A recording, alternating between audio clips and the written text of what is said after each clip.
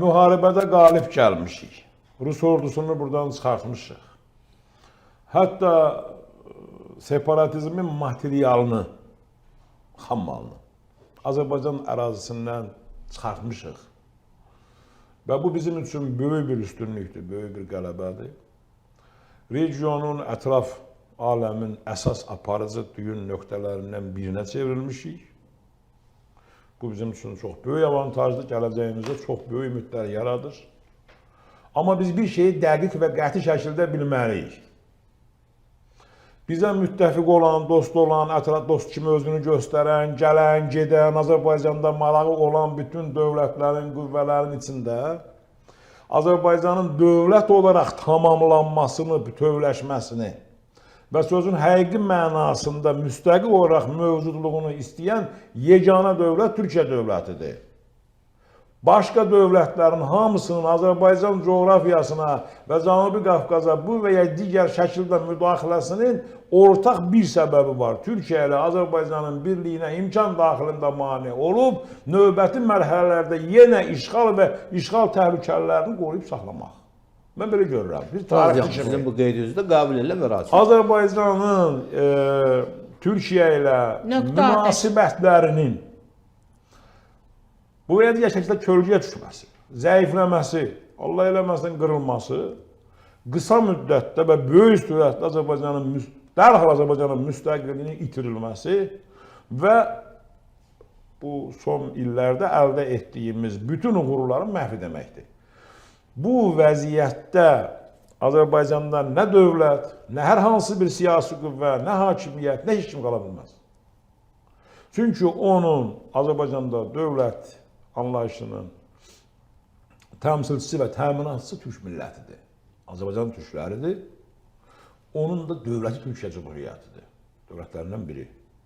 Və bugün türk dövlətlərinin, dövləti olmayan millətlərin, türk millətlərinin, ümumiyyətlə bütün hüquqlardan məhrum olan, bizə hər zaman demişik ki, Mustafa Kemal Paşa Atatürk'ün qurduğu Türkiyə adlı Cumhuriyyət dünya türklərinin dövlətinə çevrildi.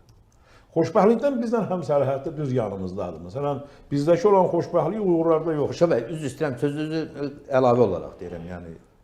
Yəni sizin o son cümlənizi inanın ki, eyni şey Azərbaycan da Türkiyə nəzərən elədi.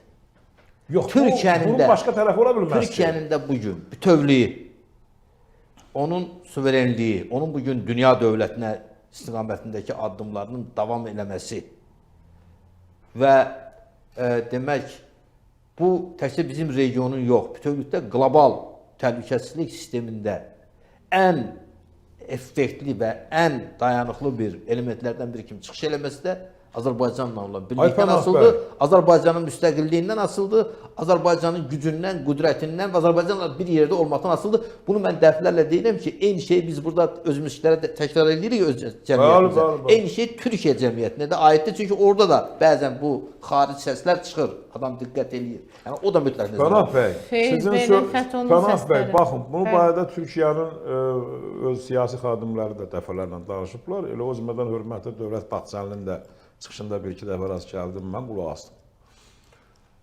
Türkiyə ümumiyyətlə Avropa Birliyinin qapısında durdular neçə 10 illik. Daxil olmağa çalışdı. Türkiyə Pentagonun farvaterində fırlandı da neçə 10 illik. Türkiyə ordusu Pentagonun bir bölməsi, bir regional şöbəsinə çevrildi. Heç bir müstəqil qərar verə bilmir. Türk siyasəti xeyli dərəcədə Amerikanın, Avropanın təsirinin altına düşdü. Qapının ağzında saxlayırdılar, şərtlər qoyurdular, şəhidləri yerinə yetirirdilər, növbəti şərtlər qoyurdular və axırda da deyirdilər ki, siz ümumiyyətlə yanaşmırsınız, biz istəmirik sizi. Arada bir həyasız da çıxıb deyirdi ki, bura Xristiyan klubudur və s. İndi Türkiyə bu dediyimiz qüdrəti, bugün Suriyada bu işlər ona görə görə bilir ki, İraqda ona görə o qüvvəyə, ona görə daxilində PKK məsələsini həll edə bilir, ona görə Aralıq dənizində əsas gücə çevrilə bilir. Ona görə Qara dənizin tək gücünə çevrilib bugünkü öz siyasi kursunu, öz təbii axarını, qohum əqrabasının, qardaşlarının gəldiyi yerə istiqamətlənib. Ana vətəninə doğru. Ona görə də bu Hardan yayılıb ora doğru da siyasətin istiqamətləndirir, qüdrətinin əsasında oturur. Əlbəttə ki. Mən bir Cumhur daha- Siz deyirsiniz İttifaqının Azərbaycan. sayəsində. Siz Cumhur deyirsiniz İttifaqı, Azərbaycan, bəli Azərbaycan, Bu işin Türkistan, memarıdır. Türkiyə, görün, bu axırıncı dəfə Səlcuqlu dövründə olub, bax belə bir təxmini vəziyyət. Türkiyə, Azərbaycan, Özbəkistan, sonra da Qazaxıstan ora qoşuldu. Dördünün hərbi ittifaqı və indi əslində vahid komandanlıq, amma indi əlaqələndirmə komandanlığı da adlandırırıq da fövqəladə vəziyyət. Bu durum bizdə olub Səlcuqlu dövründə.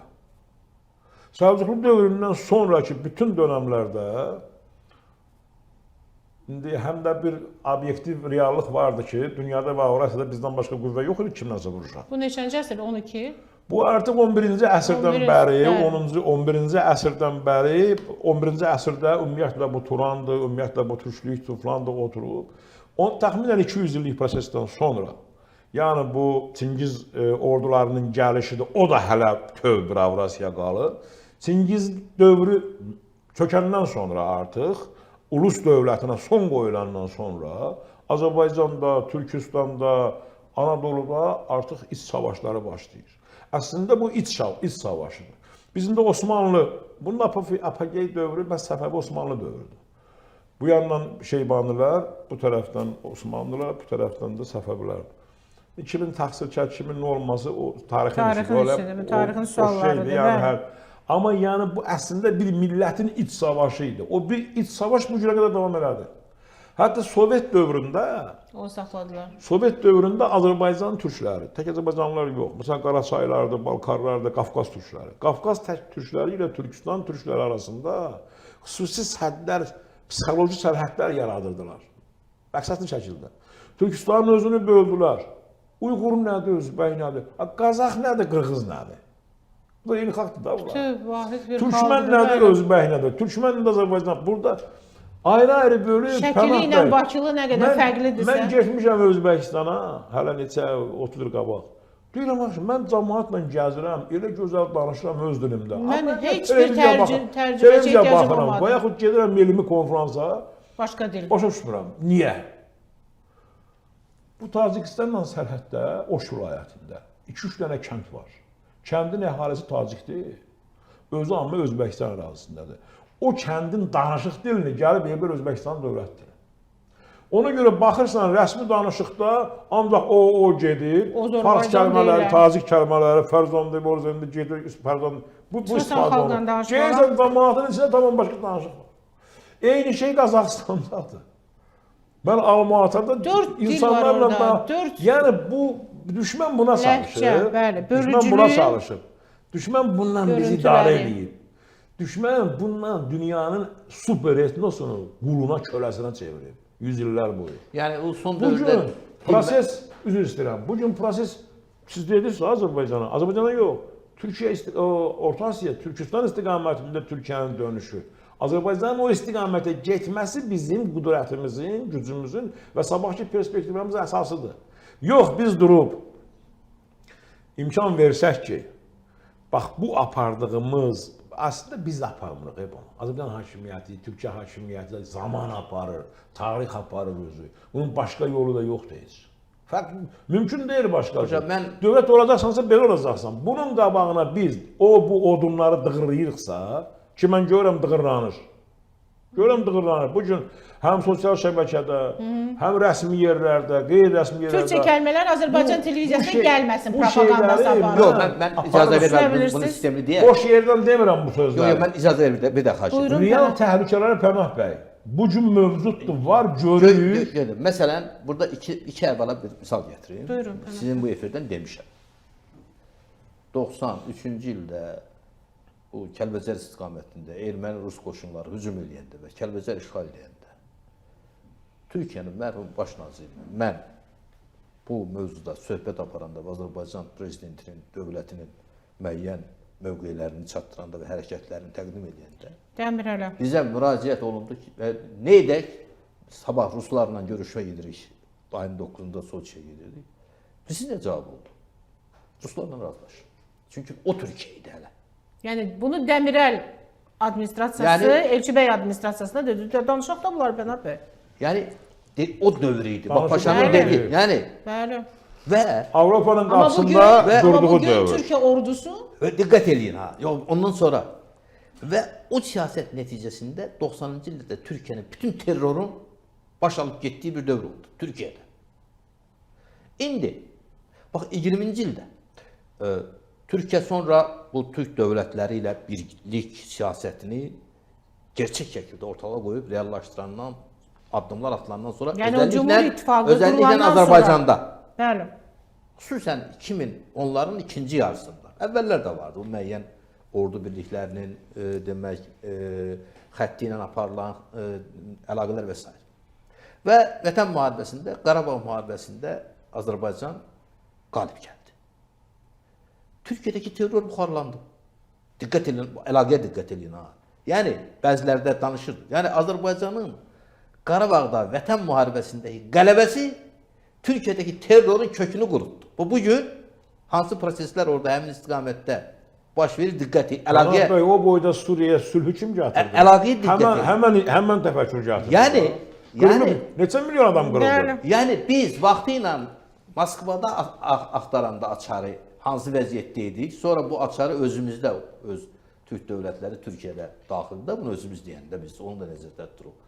Olanda hansı uğurları qazandıq. Eləcə də Türkiyə kimi böyük, möhtəşəm bir dövlət də orada, burada özünün o dayaq axtaranda, öz inkişafının xəttini yalnız o istiqamətdə görəndə hansı bir təhlükələrlə, təhdidlərlə üz-üzə idi mən daxildəki terroru və sair təhdidləri deyirəm. Amma bu yaranandan sonraki indiki möhtəşəm dünyanın əsas bir neçə təhlükəsizlik, o dəngəsini saxlayan ölkəyə çevrilən Türkiyə olur. O baxımdan biz nəticə çıxartmağa kifayət qədər məncə Faktlar var. İkincisi bu axırıncı məsələyə diqqət yetirək. Mən çox vacib sayıram bu məsələni. Çünki bu məsələdə bəzən də hətta siyasət, dövlət siyasəti səviyyəsində bəzən adam narahat olur müəyyən sapmalardan ki, məsələn, hamımız bilirik ki, o dediyimiz birliyin ən ciddi, o sementləşdirici məsələlərin biri ortaq Türkçədir. Bilirsiniz, bu ortaq Türkçə sözündən son dövrdə danışmağa qorxurlar. Oğlum, bu ortaq Türkçə Anadolu, İstanbul ləhcəsi deyir ki, təkcə. Əlbəttə. Son dövrdə şükür Allaha ki, Öz Türkçəmiz var. Türkiyədəki danışıqlarda siz onların filmlərini etmiş, adi insanların danışına qədər Xeyli dəyişib. çox böyük bir dəyişiklik Türkiyənin, Türkiyə Türkçəsinin dilində. Yəni türkləşmə gedib bir növ, belə deyək. Öz Türkçə artıq hakimdir, tamamilə düzdür. Və indi bir-birimizi o Paşa bəy deyir ha, özbəklərlə, qazaxlarla mən xatırlayıram, əvvəl biz Türkçə danışanda danışanda Rusça çətinlik danışırdılar. çəkirdik. Bəli. Çətinlik çəkirdi Paşa. İndi içlərinə, xalqa getmək. İndi artıq o proses gedir. Onun bir səbəbi də ortaq Türkçənin formalaşması məsələləridir.